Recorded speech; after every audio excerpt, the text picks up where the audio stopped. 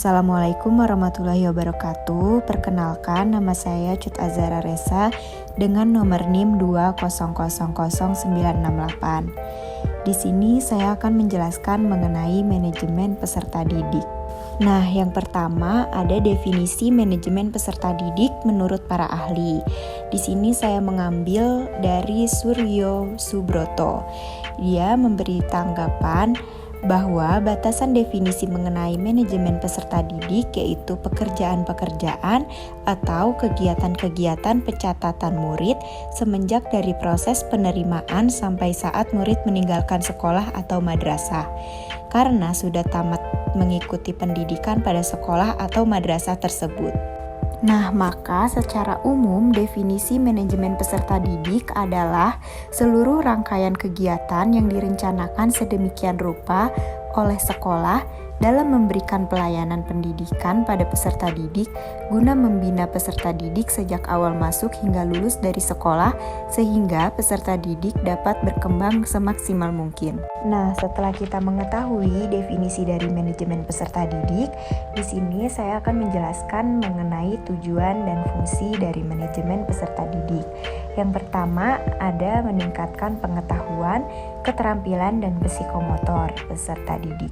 Lalu yang kedua, menyalurkan dan mengembangkan kemampuan umum atau kecerdasan, bakat dan minat peserta didik. Dan yang ketiga, menyalurkan aspirasi, harapan dan memenuhi kebutuhan peserta didik. Lalu yang keempat, peserta didik mencapai kebahagiaan dan kesejahteraan hidup yang lebih lanjut dapat belajar dengan baik dan mencapai cita-cita mereka. Maka dapat disimpulkan tujuan dari manajemen peserta didik adalah untuk mengatur segala kegiatan yang dapat menunjang proses pendidikan pada peserta didik agar lebih tertib dan lancar sehingga dapat menunjang pencapaian tujuan sekolah dan tujuan pendidikan secara keseluruhan. Nah, lalu di sini ada fungsi manajemen peserta didik, yaitu sebagai wahana bagi siswa untuk mengembangkan diri seoptimal mungkin, baik yang berkenaan dengan segi-segi individual, sosial, maupun akademik. Nah, sekarang kita masuk ke prinsip-prinsip manajemen peserta didik. Yang pertama, harus mengacu pada peraturan yang berlaku, lalu dipandang sebagai bagian keseluruhan manajemen kelembagaan.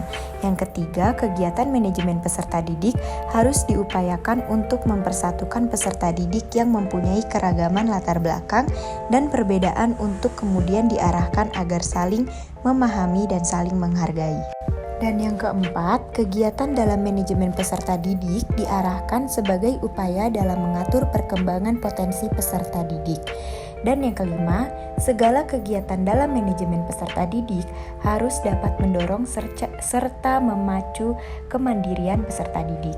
Dan yang terakhir, kegiatan manajemen peserta didik harus dapat berjalan secara fungsional bagi kehidupan peserta didik baik di sekolah maupun di masa depan.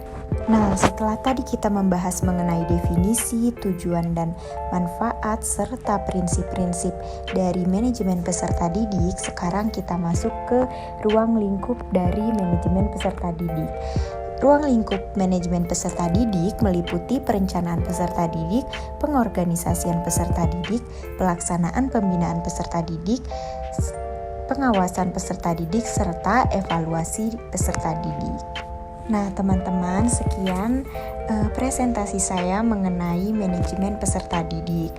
Nah, buat kalian yang ingin bertanya mengenai materi ini bisa langsung saja tulis di kolom komentar. Nanti akan saya jawab di kolom komentar. Terima kasih untuk yang sudah menyimak. Kurang lebihnya mohon maaf. Wassalamualaikum warahmatullahi wabarakatuh.